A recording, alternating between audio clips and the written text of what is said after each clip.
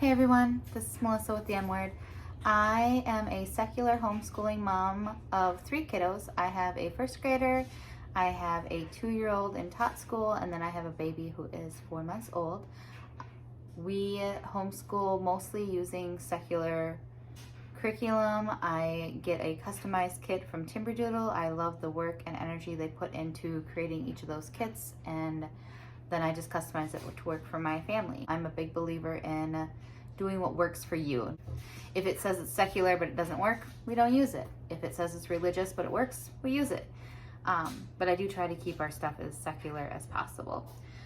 Today, I got the OLSAT test prep. This might be backwards for you guys, I'm sorry.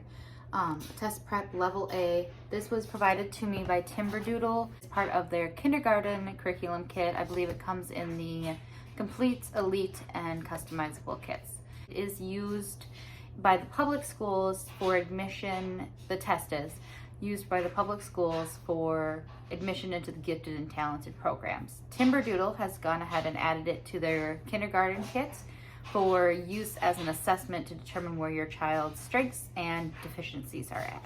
And then I'm going to go ahead and flip you around and show you what's in this book. So here's a look at the OLSAT Test Prep Level A from the Critical Thinking Company that is provided in the Timberdoodle Complete, Elite, and Customized Kindergarten Kits.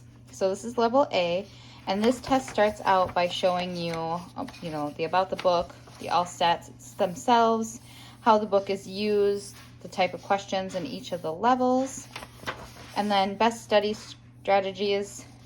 There is a verbal and nonverbal section.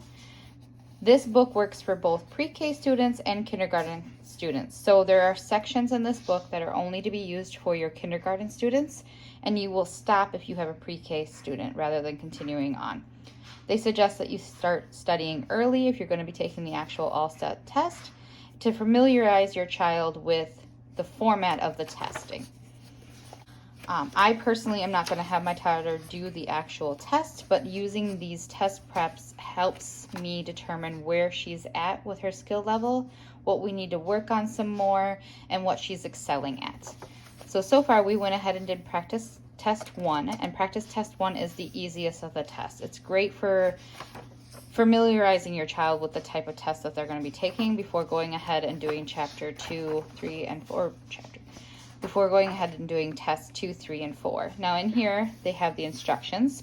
What you should do if your child is 3 to 4 years old, what you should do if your child is 5 to 6, walking through and simulations to make sure it is as close to the actual test as possible.